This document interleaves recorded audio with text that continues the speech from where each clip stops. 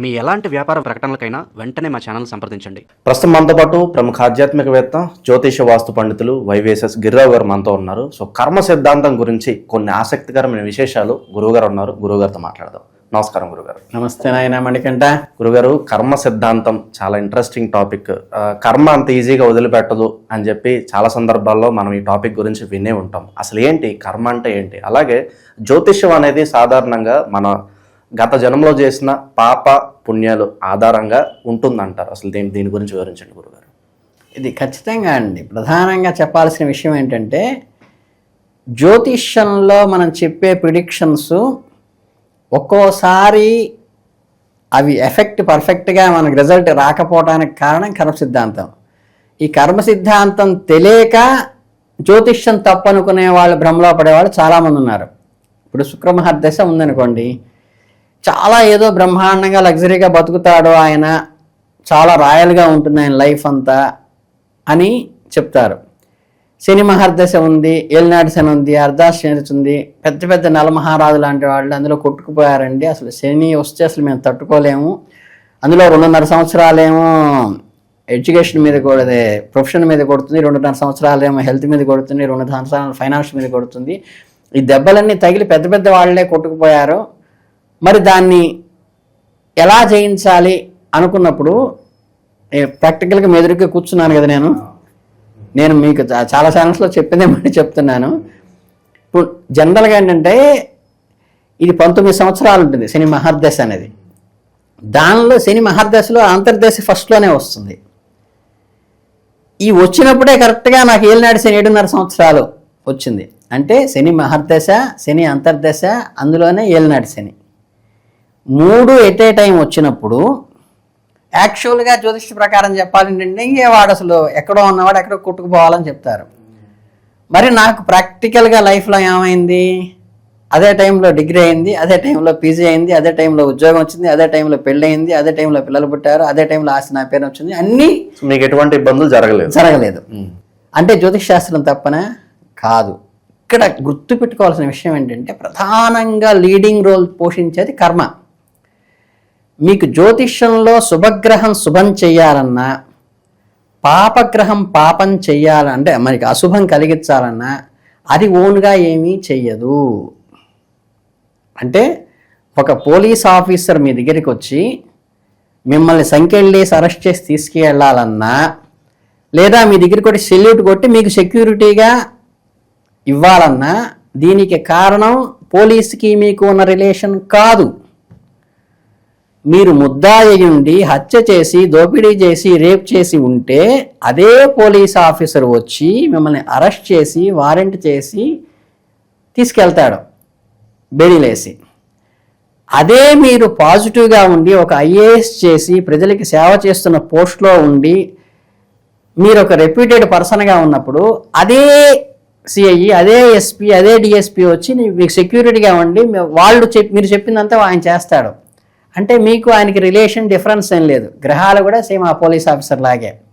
అంటే ఏంటంటే మనకి ఏదన్నా చెడు గ్రహం మన ప్రభావం ఉన్నప్పుడు అది ఏ ఫలితాన్ని ఇస్తుందంటే, చెడు ఫలితాలను ఎక్కడి నుంచి వస్తుందంటే, మనం చేసుకున్న కర్మలో పాపాలు ఏమన్నా ఉంటే వాటి రిజల్ట్ని మాత్రమే, ఆ చెడుకి రావాల్సిన ఫలితాన్ని మాత్రమే ఆ చెడు పీరియడ్లో ఇవ్వగలదు.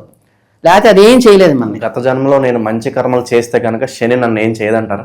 అంటే పాపం చెయ్యకుండా ఉంటే ఏమీ చేయలేదు, మంచి ఉంటే శని ఏం చేయడు. ఆయన వైరాగ్య కారకుడే తప్పితే మీకు శుభాన్ని ఇచ్చేవాడు కాదు, వైరాగ్యాన్ని బాగా కలిగిస్తాడు. అంటే మీకు చేసిన పాపాల యొక్క ఫలితాన్ని మాత్రమే చెడు గ్రహాలు ఇస్తాయి. మీకు పాపం బ్యాలెన్స్ లేకపోతే ఏమీ చేయలేకుండా కూర్చుంటాడు. అట్లాగే శుభగ్రహం కూడా అంతే సేమ్.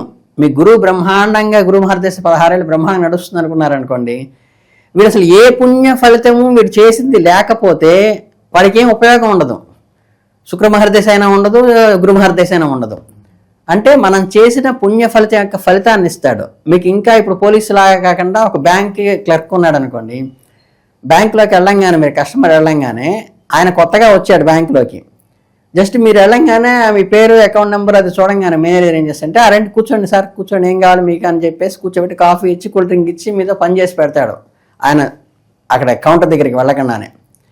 అదే మీరు ఇంకో కొత్త మేనేజర్ దగ్గరికి కొత్త వ్యక్తిగా వెళ్ళారు, వెళ్ళంగానే ఏంటి మీ పేరేంటి, మీ అకౌంట్ నెంబర్ ఏంటని ఆన్లైన్లో కొడతాడు. కొట్టంగానే మీకు ఆన్లైన్లో లోన్లు తీసుకున్నారు, 3-4 నెలల నుంచి రిమైండ్ చేస్తుంటే పట్టించుకోలేదు, ఎప్పుడు డిఫాల్టర్గా ఉన్నారనుకోండి, ఏమండి ఏంటి వచ్చారు, ఎందుకు కట్టలేదు, ఎందుకని, లేదండి అంతకుముందు మేనేజర్ అండి, నేనైనా అదే మాట్లాడతానండి, ఎందుకు కట్టలేదు మీరు అంటాడు. అంటే మీకు ఆయనకి శత్రుత్వం ఉందా? ఏమీ లేదు. ఒక ఫీల్డ్ ఆఫీసర్ వచ్చి మీ ఇల్లు జప్తు చేశాడంటే కారణము ఆయనకి మీకు ఎనిమీ కాదు, మీకు ఆ బ్యాంకులో ఉన్నటువంటి పుణ్యం కానీ పాపం కానీ. పాపం పుణ్యం అంటే ఏంటంటే మీరు డిపాజిటరా డిఫాల్టరా. మీరు డిఫాల్టర్ అయితే అదే ఫీల్డ్ ఆఫీసరు అదే మేనేజరు మీతో చాలా కటువుగా మాట్లాడతారు, మీ ఇంటికి వచ్చి ప్రాపర్టీని జప్తు చేస్తారు. అదే మీరు డిపాజిటర్ అయితే అదే మేనేజరు అదే ఫీల్డ్ ఆఫీసరు మీ దగ్గరకు వచ్చి విపరీతమైన వాల్యూ ఇచ్చి గౌరవం ఇచ్చి టీప్ ఇచ్చి మాట్లాడతారు. వాళ్ళకి మీకు మీ మీద కక్ష కానీ ద్వేషం కానీ అసూయ కానీ రాగద్వేషాలు కానీ ఇష్టాలు కానీ బంధుత్వం కానీ ఏమీ లేదు. సేమ్ ఇదే ప్రాసెస్లో ఆఖరికి రైల్లో టీసీ అయినా అంతే. మీకు ఆల్రెడీ రిజర్వ్ క్యాండిడేట్ లేండి సార్, గుడ్ మార్నింగ్ సార్, ఇది సార్ కొంచెం లేపండి నన్ను స్టేషన్ వచ్చినప్పుడు అంటే మీకు ఒక టీసీలో పూర్వం ఉండేది, ఇప్పుడైతే మీకు ఆన్లైన్ వచ్చిన తర్వాత లేదు. కానీ మీరు బుక్కుని ఇక్కడ దిగాలనుకోండి, బలానా గుంటూరులోని విజయవాడలో దిగాలి, మీరు లేపమని చెప్పారు, ఆయన లేపలేదు, మీరు నెక్స్ట్ నెల్లూరులో ఎక్కడన్నా గూడూరులో దిగారనుకోండి, అంటే అనాథరైజ్డ్గా ట్రైన్లో జర్నీ చేశారు మీరు గూడూరు దాకా, గూడూరులో గేట్ దగ్గర టీసీ పట్టుకున్నాడు అనుకోండి, నేను రిజర్వేషన్లో వచ్చానండి టీసీ లేపలేదంటే మీకు జరిమానా రాయకూడదు, రాస్తే ట్రైన్లో ఉన్నటువంటి టీటీఈకి ఉద్యోగం పోతుంది.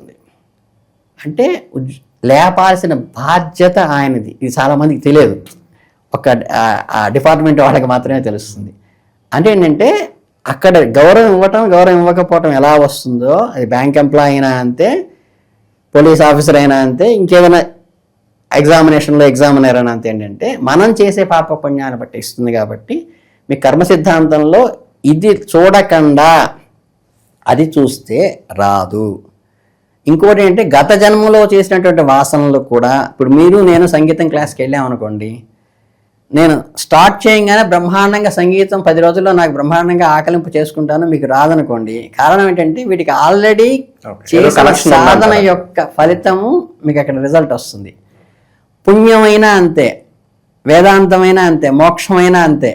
ఆల్రెడీ కొంత చేసుకుని తర్వాత నిత్యముక్తులుగానో జీవన్ముక్తులుగానో ఇలా పుట్టినప్పుడు ఏంటంటే వాళ్ళకి ఆ జన్మలోని 20 ఏళ్లలోనే ఆధ్యాత్మిక ఎక్కువ స్థాయికి వెళ్ళిపోతారు. వాళ్ళందరూ చిన్న వాళ్ళకి శంకరాచార్య ఏజ్ ఎంత, మరి మనం 70 ఏళ్ళ నుంచి 80 ఏళ్ళ వృద్ధులుగా ఉండి మనం ఎప్పటి నుంచో జపధ్యానాలు చేస్తూ కూడా మనకు అంత అప్లాస్ రాలేదంటే ఆ కింద ఉన్న బ్యాలెన్స్ అనమాట, ఫౌండేషన్. గురుగారు, అలాగే మనం డైలీ చాలా రకాల పనులు చేస్తుంటాం. కొంతమంది మంచి పనులు చేస్తుంటారు, కొంతమంది చెడ్డ పనులు చేస్తుంటారు. మనం చేసే పనులు బట్టి గ్రహస్థితి ఆధారపడి ఉంటుందా, లేదంటే గ్రహాలే మనల్ని కంట్రోల్ చేస్తున్నాయి? ఏది కరెక్ట్ రెండిట్లో? గ్రహాలు నేను క్లియర్గా మళ్ళీ ఒకసారి చెప్తుంది ఏంటంటే, గ్రహాలు అనేది అంటే ఆ ఫలితాన్ని ఇస్తాయి. దేని ఫలితాన్ని ఇస్తాయి? నువ్వు చేసిన కర్మ ఫలితాన్ని మాత్రమే ఇస్తాయి. అంటే మంచి పనులు కానీ చెడు పనులు కానీ మనం చేసిన ఫలితాన్ని, మంచి పనుల ఫలితాన్ని శుభగ్రహాలు వాటి పీరియడ్లో ఇస్తాయి. పాపగ్రహాలు మనం చేసిన యొక్క కర్మ యొక్క చెడు ఎంత చేసుంటే అంత, అది 10% ఉంటుంది, 100%, 200% చూసి దాని ఫలితాలను ఇస్తాయి. ఇంకా మీకు ఉదాహరణ చెప్పాలంటే, ఆ గ్రహ ప్రభావం పనిచేయకపోవడానికి కారణం ఏంటంటే, మీకు 1 కోటి రూపాయలు ఆస్తుంది, ఒక 5 లక్షలో 3 లక్షలో అప్పు తీసుకున్నారు బ్యాంకులో, మీకు వెంటనే జప్తు చేసి మీ మీద ఇంటికి వచ్చి హడావిడి చేయడు. ఎందుకంటే మీ నాన్నగారికి ఒక మాట చెప్తేనో లేకపోతే మీ పెద్దవాళ్ళకి ఒక మాట చెబితే 5 నిమిషాల్లో 10 లక్షలు వచ్చేస్తాయి. ఎందుకంటే మీరు 1 కోటి రూపాయలు ఆస్తిపరుడు, అసలు మీకు ఏ ప్రాపర్టీ లేదు, మీకు ఉన్నది 1-2 లక్షలు కూడా రాదు మీ ప్రాపర్టీ అంత అమ్మితే. మీరు 10 లక్షలు అప్పు చేశారు, అప్పుడు ప్రెషర్ వేరే ఉంటుంది. ఈవెన్ బ్యాంకు వాళ్ళే కాదు, మీరు వ్యక్తిగతంగా డబ్బులు తీసుకున్నప్పుడు కూడా అదే ఉంటుంది. అలాగే కర్మ యొక్క ఫలితాన్ని కూడా ఏంటంటే మనకి వెనకాల బ్యాలెన్స్ దీనికి ఒక్కొక్కసారి ఆ తనుడు సపోర్ట్ చేస్తుంది. ఈ క్యాలిక్యులేషన్ తెలియకుండా జ్యోతిష్యం బ్లైండ్గా మ్యాథ్స్ లాగా చెప్పుకుంటూ వెళ్తే మాత్రం పడిపోతారు. అంటే ఏంటంటే వాళ్ళకి మ్లేచ్ఛాసి సాంగత్యం అనేది యోగంలో ఉందనుకోండి, బహుశా పర్సనల్ చెబుతున్నా, వాళ్ళు ఆల్రెడీ వాళ్ళ ఫ్యామిలీ అంతా కొంచెం అన్ని రకాల అలవాట్లు ఉన్నవాళ్ళు, ఫ్రీ కల్చర్ ఉన్నవాళ్ళు అనుకోండి, వాడు ఆ స్టెప్ వేసేస్తాడు. అదే ఒక ఆర్థోడాక్స్ ఫ్యామిలీలో పుట్టాడు, వీడికి జాతక చక్రంలో అది ఉందనుకోండి, వాడు మానసికంగా ఆ లేవ్ లెంగ్త్ చేసి, లేదా యూట్యూబ్లో ఆ లేవ్ లెంగ్త్ చేసి ఫిజికల్గా మాత్రం పవిత్రంగా ఉంటాడు. అంటే ఈ డిఫరెన్స్ తెలియకుండా వెళ్ళటం వల్ల, జాతకం చెప్పటం వల్ల ఏంటంటే, ఉన్నది టకామని చెప్పడం వల్ల వచ్చే ఇబ్బంది ఏంటంటే, సామాజికంగా చూసుకోవాలి, కర్మ సిద్ధాంతం ప్రకారం చూసుకోవాలి. ఈ రెండు క్యాల్కులేట్ చేసుకుని ఆ రేంజ్ అనేది చాలా గురుగారు. ఉదాహరణకి ఒక వ్యక్తి గత జన్మలో చెడు క్రియలు పాపకర్మలు చేశాడు, అతనికి ఈ జన్మలో అది అర్థమవుతుంది, కానీ అన్ఫార్చునేట్లీ అతనికి ఈ హోమాలు పూజలు చేపించుకునే స్తోమత లేదు అనుకుందాం. మరి దానికి ప్రాయశ్చిత్తం కావచ్చు, విరుగుడు కావచ్చు, ఏంటంటారు? మరి అతనికి ఏం చేస్తే అసలు చాలా మందికి ఉన్నటువంటి ఏంటంటే వ్యక్తిగతంగా వాళ్ళంటే నా బోటి వాళ్ళు అంటే మా బోటి వాళ్ళు ఈ పూజ చేయాలంటే ఇన్ని వేలు ఖర్చు పెట్టాలి, ఈ ఫిక్స్డ్ ప్యాకేజీలు పెట్టడం వల్ల వచ్చిన సమస్య. కానీ మాకు ధార్మికత వ్యవస్థలో చెప్పింది ఏంటంటే, మీరు బంగారు విగ్రహం పెట్టుకున్నారా, స్వర్ణ విగ్రహం పెట్టుకున్నారా, వెండి విగ్రహం పెట్టుకున్నారా, రాగి విగ్రహం పెట్టుకున్నారా, ఇత్తడి విగ్రహం పెట్టుకున్నారా, అక్కడి నుంచి ఎక్కడి దాకా వస్తుంది బంగారు విగ్రహం నుంచి పార్థివలింగాభిషేకం దాకా. పార్థివం అంటే తెలుసు, పార్థివ దేహం అంటారు, మట్టిలోంచి పుట్టిన దేహం అంటారు కదా. మట్టితో చేసిన విగ్రహాన్ని పార్థివ లింగం అంటారు. అంటే మట్టితో అయినా సరే బొమ్మను చేసుకుని మట్టి బొమ్మకి కూడా అర్చన చేసుకోవచ్చు అని చెప్పారు. పత్రం పుష్పం ఫలం తోయం అన్నారు. అంటే పత్రము, పుష్పము, ఫలము ఇవి మాత్రమే ఇవ్వమన్నారు. ఒక పండు పెట్టడానికి ఎంత కాస్ట్ అవుతుంది, ఒక ఆకు పెట్టడానికి ఎంత వస్తుంది, కాస్త నీళ్లు వేయటానికి ఎంత కాస్ట్ అవుతుంది. పంచభూతాలకే ఉన్నాయని చెప్తే షోడశోపచారాలు చేసినా పంచోపచారాలు చేసినా ఇవే తప్పితే అంతకుమించి ఏమీ లేదు. దీని ఏంటంటే డాంబికంగా చేస్తున్నారు. కానీ నేను పచ్చి నిజం చెప్పేది ఏంటంటే, మీరు రకరకాల ఫలరసాలతో చేసి 1,00,000 మంది ఆడియన్స్ని పెట్టి బ్రహ్మాండంగా వీడియోగ్రఫీ పెట్టి చేసినా మీకు ఈ 3 లేకపోతే, అంటే జలంతో అభిషేకం చేయకపోతే, మారేడు దళం వేయకపోతే, విభూది రాయకపోతే, ఈ 3 లేకుండా మీరు ఎంత డెకరేషన్ చేసి వజ్రాలు కుమ్మరిచ్చిన లింగం మీద, వెండి నాణాలతో పూజ చేసినా, లేదా బంగారు నాణాలతో పూజ చేసినా, మీరు స్వచ్ఛమైన ఆవాహన కలశంలో ఏంటంటే దానిలో విషం ఉంటుంది, విషహరణి గరుడ ముద్ర పెట్టి మనం కలశాన్ని పూజ చేస్తాం, లేదా పైప్ పెట్టి కూడా పోయొచ్చు.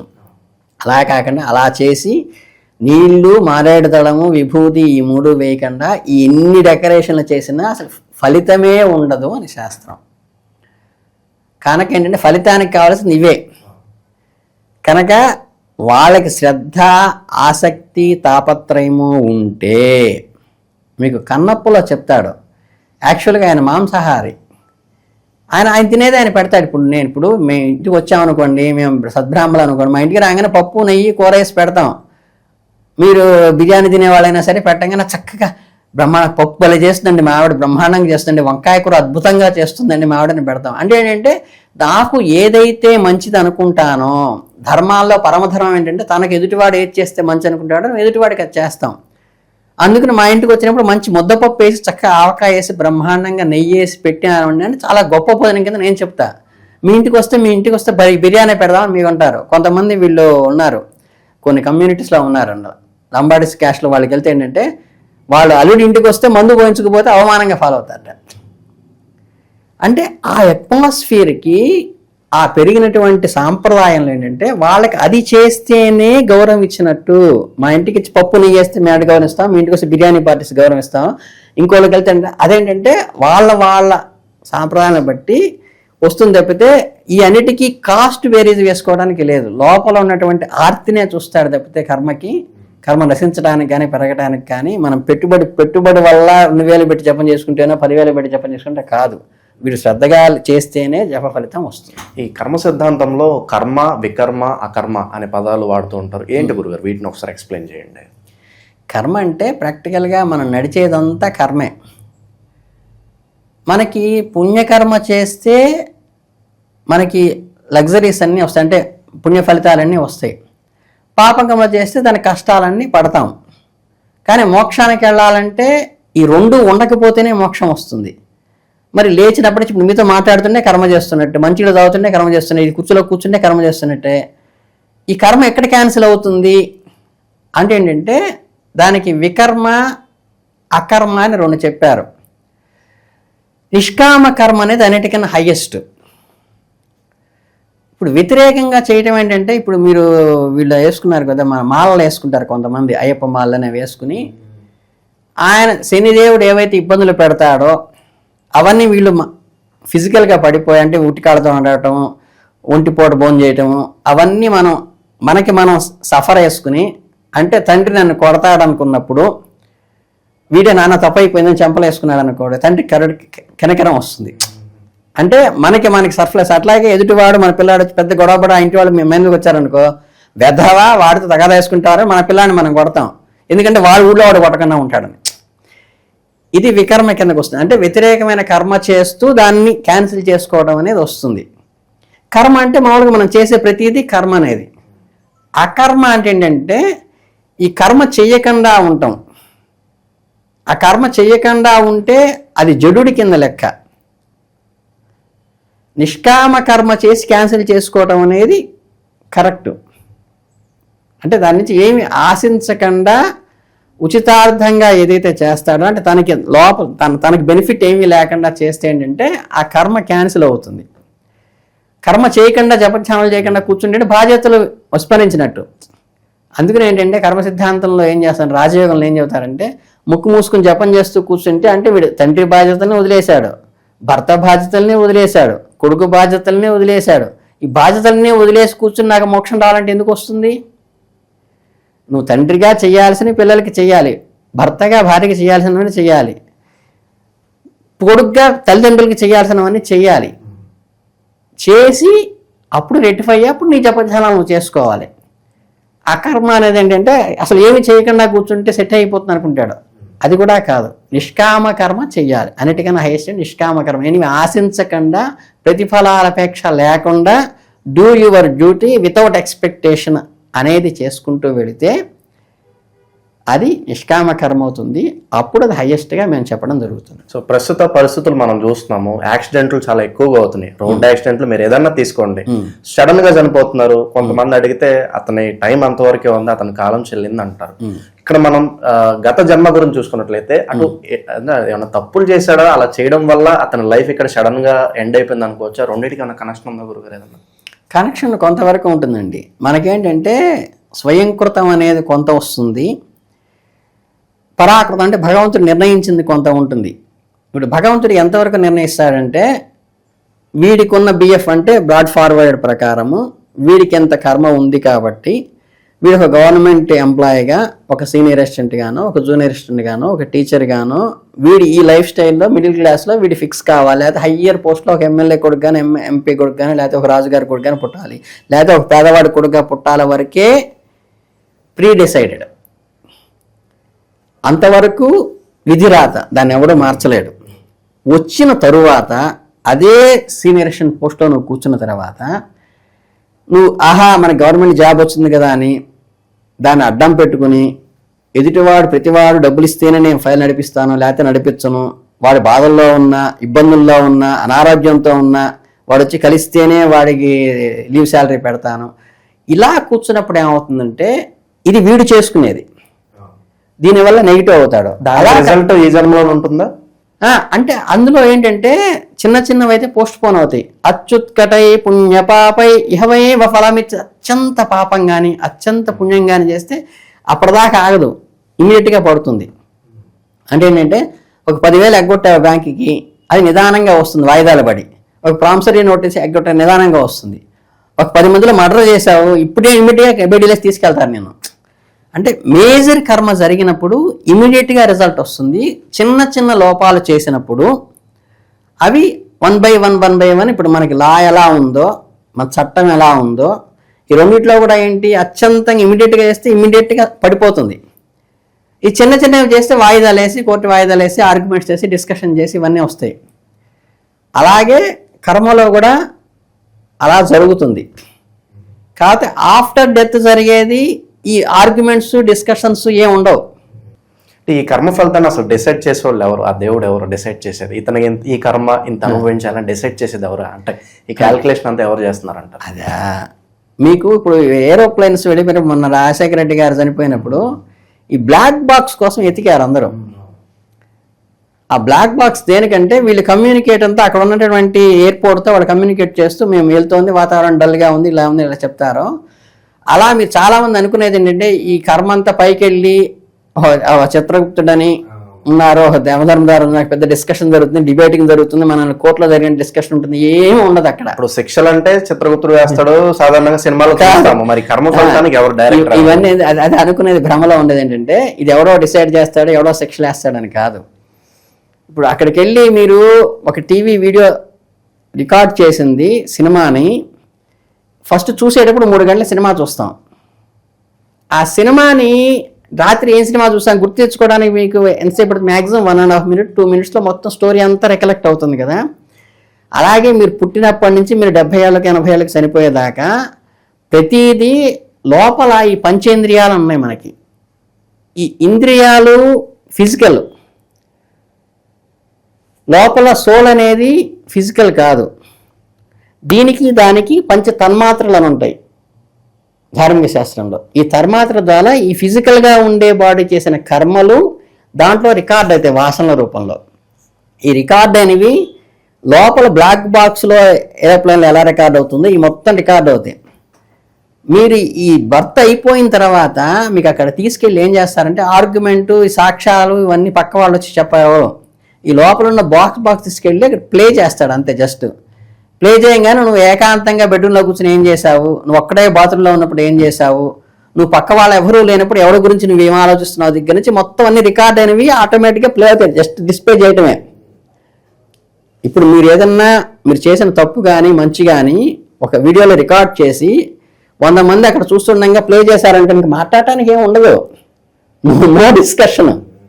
అర్థమైందా?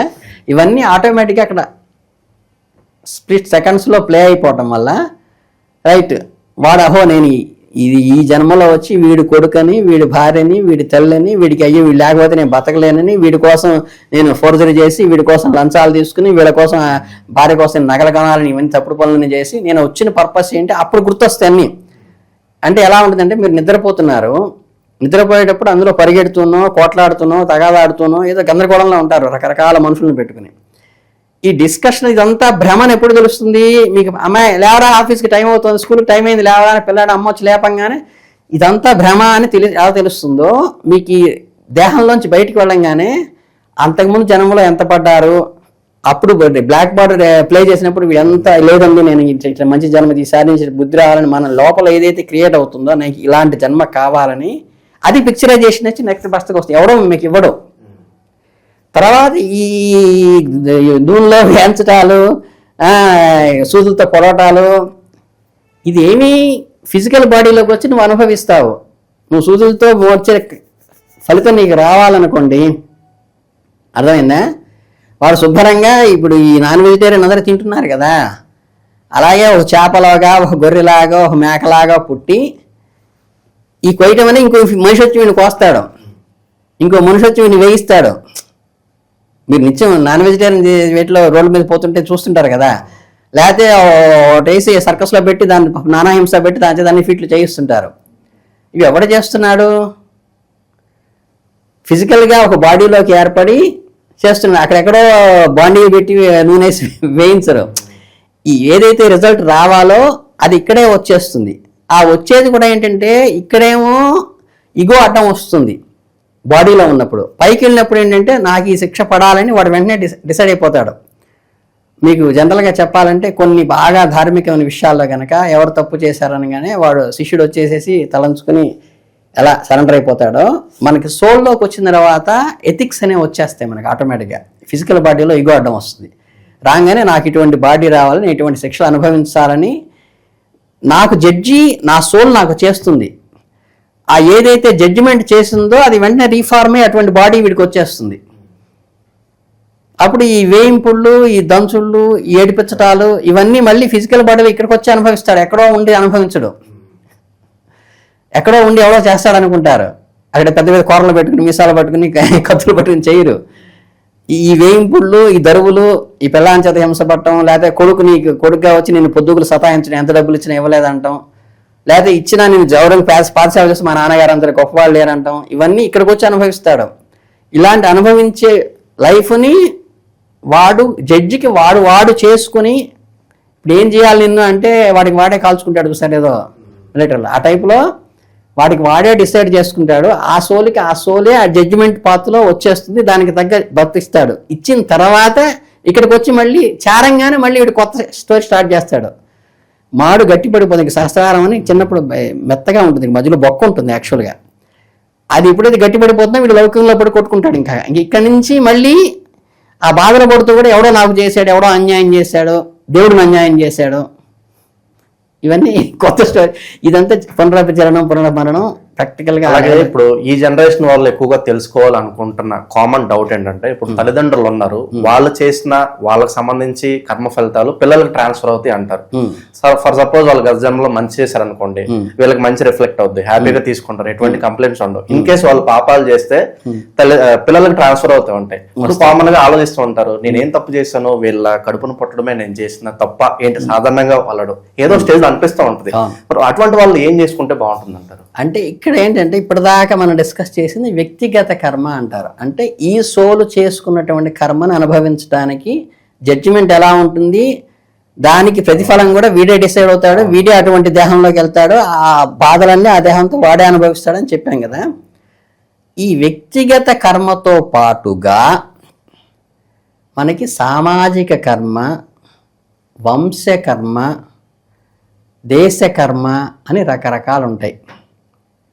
అంటే మీకు కృష్ణుడు ఉన్నాడు కదా, కృష్ణుడు అసలు కర్మకి అంటనటువంటి జీవి, కానీ వాళ్ళ వంశాన్ని ఒక ఆయన శపించాడు.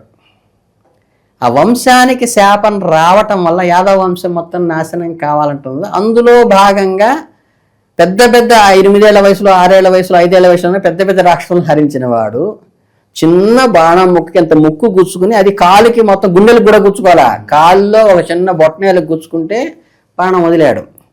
ఎందుకని?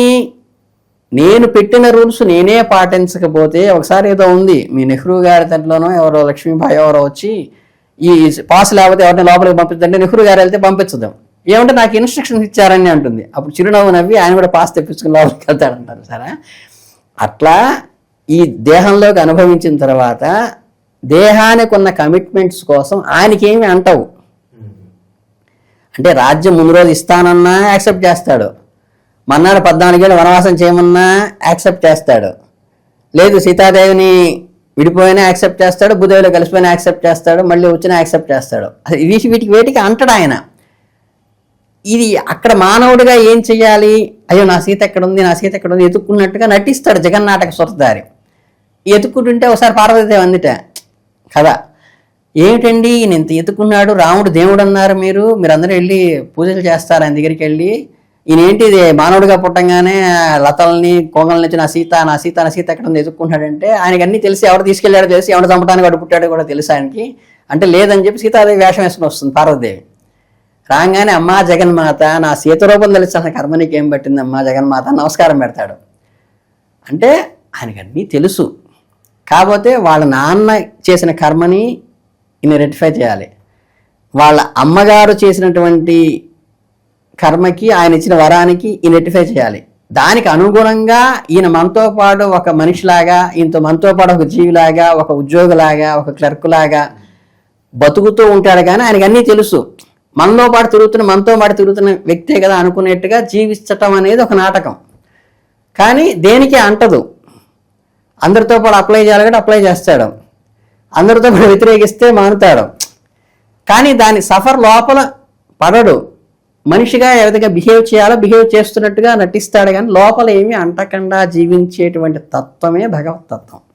అందుకని ఏంటంటే ఇక్కడ దేహరూపకంగా ఉంటే నిత్యముక్తులకు కానీ జీవన్ముక్తులకు కానీ ఇది వర్తించదు. సాధారణ జీవులకి ఏంటంటే మిగతా యాదవులందరికీ యాదవ వంశం యొక్క శాపం వల్లే వెళ్ళారు, ఆ కర్మ పడిస్తుంది. దేశ కర్మ, ఒక దేశం ఇంకో దేశాన్ని నాశనం చేస్తుంది, కంప్లీట్ డిస్ట్రాయ్ చేస్తుంది. చేసినప్పుడు ఆ దేశంలో వాళ్ళందరికీ కూడా పాలు పంచుకోవాలి ఆ కర్మని, అది కూడా అనిపిస్తారు. ఒక కుటుంబాన్ని కంప్లీట్ నాశనం చేసి ఇబ్బంది పెడుతుంది అందరూ కలిసి. అప్పుడు ఆ కుటుంబంలో ప్రతి వ్యక్తి కూడా అంతే. మాకు లాలా ఉంది, కామన్ ప్రొసీజర్ అని పెడతారు. అంటే ఒకడు దొంగతనం చేస్తాడు, ఇంకోటి బయట నుంచి కాపలా కాస్తుంటాడు, ఇంకోటి వెహికల్ తీసుకొచ్చి ఆ వచ్చిన ధనాన్ని కొల్లగొట్టిన ధనాన్ని తీసుకెళ్తాడు. మీ కామన్ ప్రొసీడింగ్లో ఏంటంటే అందరికీ ఒకటే వేస్తారు. అర్థమైందా? అట్లాగే ఒకడు వచ్చి ఏదో మనకి రేపటి పౌరులు ఏదో విజయశాంతి సినిమాలో కూడా ఒకటి రేపు చేస్తున్న అందరూ చప్పట్లు కొట్టి పక్క నుంచి ఎంకరేజ్ చేస్తారు. అక్కడ మొత్తం కామన్గా బుక్ చేస్తారు అందరినీ. అంటే వీడి చేశాడు వాడి చేశాడని కాదు, వ్యక్తిగత కర్మకి అది రాదు, వాడు చేసిన దానికి మాత్రం వీడికి రిజల్ట్ వస్తుంది. ఇలా డీప్గా అనలిటికల్గా లోపలికి వెళ్ళగలిగితేనే అర్థం అవుతుంది వేదాంతం.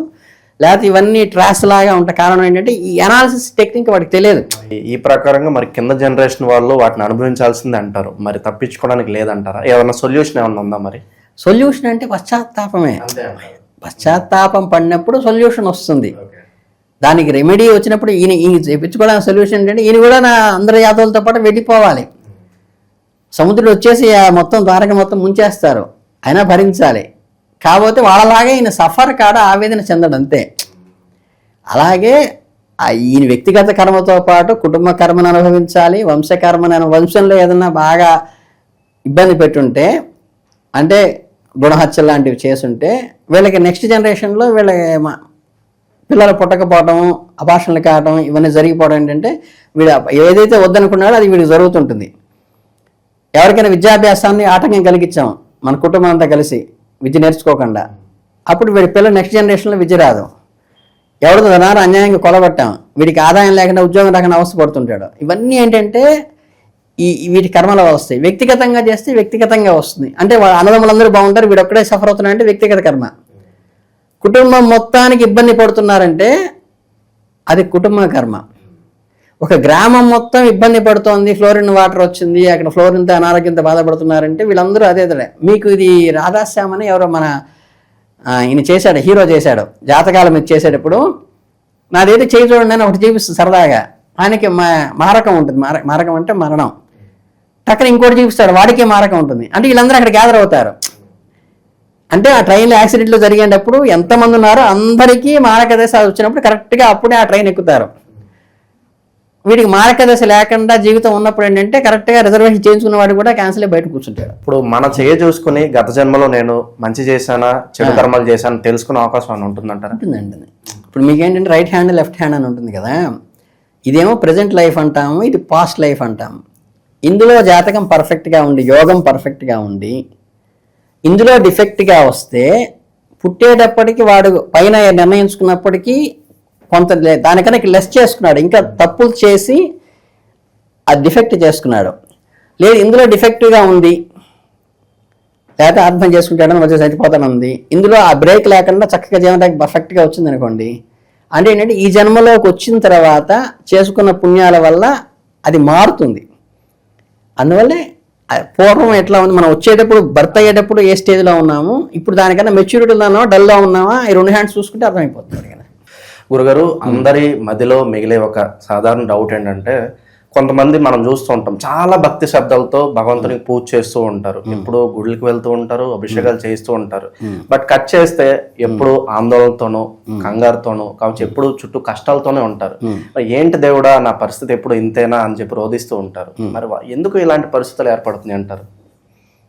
అంటే ఇప్పుడు మనం ఒక బీటెక్లో చేరామనుకోండి, బీటెక్లో చేరిన వాళ్ళందరికీ ఒక బెస్ట్ అవార్డు, లేకపోతే మన ఎందుకు మీకు రీసెంట్గా మాకు ఆంధ్రాలోనే హోమ్ మినిస్టర్ గారు ఒక కానిస్టేబుల్ని పిలిచి ఏదో శభాష్ అని ట్రాఫిక్ క్లియర్ చేస్తూ అన్నారు. తర్వాత మళ్ళీ దాని కాంట్రవర్సీగా ఆయన మీద ఇన్ని కేసులు ఉన్నాయి, ఆవిడ మీద ఇన్ని కేసులు ఉన్నాయి, హోమ్ మినిస్టర్ గారు వచ్చి సపోర్ట్ చేస్తారని ఏదో వచ్చింది.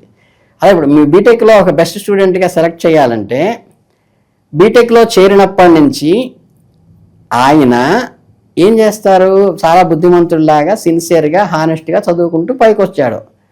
కానీ యూనివర్సిటీలో బెస్ట్ అవార్డు ఇవ్వాలంటే వాడు 10th కాండాక్ట్ సర్టిఫికెట్ ఏంటి, ఇంటర్మీడియట్లో కాండాక్ట్ సర్టిఫికెట్ ఏంటి, ఇవన్నీ కూడా బ్యాక్గ్రౌండ్స్ అన్నీ వాళ్ళ పేరెంట్స్ కాండాక్ట్ సర్టిఫికెట్ దగ్గర నుంచి కూడా చూస్తారు.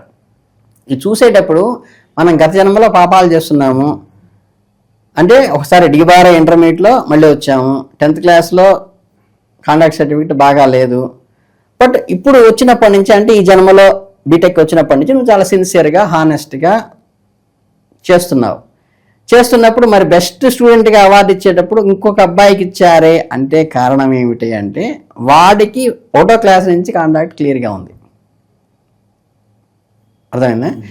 ఇలా ఏంటంటే మనం ఈ బర్త్లో చేసిన దానికి పాతది కూడా కలుపుకొని, అది వాడికి తెలుసు, మనకి తెలియదు. అర్థమైందా? తెలిసిన వాడిచ్చే జడ్జిమెంట్కిను మనం లౌకికంగా ఈ పార్ట్ వరకే చూసి చాలా బుద్ధిమంతుడిగా అనుకుంటాం. చాలా విషయాలు మీకు సినిమాల్లో కూడా, సీరియల్స్లో కూడా కనిపిస్తాయి. చాలా ప్రేమగా మాట్లాడుతూ, బుద్ధిమంతుడిలాగా మాట్లాడుతూ, నువ్వంటే నేను బతకలేను అని చెప్పి లవ్ లెటర్స్ ఇస్తూ ఇద్దరు హీరో హీరోయిన్ ఉంటారు. కానీ వాళ్ళ అమ్మ ఆల్రెడీ ప్రిపేర్, దాని ఆస్తి లాక్కోవాలని, దాన్ని ఏడిపించాలని ప్రిపేర్ అయ్యి ఈ లవ్ అనేది వాడు ఎక్స్పోజ్ చేస్తుంటాడు. తర్వాత మళ్ళీ ఈ అమ్మాయి లవ్ చేసుకుని వాడి ఇంటికి వెళ్ళంగానే అప్పుడు సతాయింపు స్టార్ట్ చేస్తారు. అంటే ఈ వెనకాలది ఈ ముందుది తెలియకుండా ఈ ఒక్క 2 ఎపిసోడ్లు చూసిన వాడికి ఏంటంటే, ఇంత చేస్తుంటే పాపం అమ్మాయి ఏమో లవ్ చేస్తుంటే వాళ్ళ నాన్నే ఆ అబ్బాయిని ఒక చూసామంటే తాట తీస్తాను, వాళ్ళు మంచి వాళ్ళు కాదు, వాడి కుటుంబం మంచిది కాదు, ఇక చెబుతాడేంటి, పాపం అబ్బాయి ఎంత ప్రేమిస్తాడంటే ఈ 5 ఎపిసోడ్ చూసిన వాడికి మాత్రమే. ఈ ముందు ఎపిసోడ్ వెనక ఎపిసోడ్ చూసిన వాడికి అర్థమవుతుంది. అంటే మన లౌకికంగా అలానే ఒక టీవీ సీరియల్లోనే, ఒక సినిమాల్లోనే చూసినప్పుడు మనకి ఇంత అర్థమవుతున్నప్పుడు, మీకు ఒక టీవీలో విలన్ ఉంటుంది, సినిమాల్లో విలన్ ఉంటుంది, రాగానే ప్రేమగా మాట్లాడుతుంది, కానీ ఇది వచ్చింది ఏదో కొరిపెట్టడానికని ఆడియన్స్కి తెలుస్తుంది. అక్కడ యాక్టర్కి తెలియదంటే అక్కడ యాక్టర్ ఆ బిట్ వరకే చూస్తుంది. అట్లాగే ఇక్కడ ఈ ఆడియన్స్లో ఉన్నది ఎవరు? పరమాత్మ. అక్కడ క్యారెక్టర్లో ఉన్నది ఎవరు? నీతో పాటు జీవించేవాళ్ళు. అర్థమవుతుంది మీకు క్లారిటీ? ఇది ఓవరాల్గా తెలిసినప్పుడు నాకు క్లారిటీ వస్తుంది. సో ఓవరాల్గా ఈ కర్మ సిద్ధాంతం ఎంత పవర్ఫుల్లో, అలాగే కర్మ ఎవరిని వదిలిపెట్టదు అని అందరూ కూడా ఎందుకు అంటారో ఈరోజు మీ మాటల ద్వారా మంచి విశ్లేషణ నేను తెలుసుకున్నాను గురుగారు. ధన్యవాదాలు. చాలా సంతోషం. ఆయన మీలాగా అడిగే వాళ్ళు ఉంటేనే మాకు చెప్పడానికి ఉంటుంది. మరిన్ని టాపిక్స్తో ముందు మంచి ఎపిసోడ్స్ కూడా చేద్దాం. ధన్యవాదాలు గురుగారు. చాలా సంతోషం ఆయన.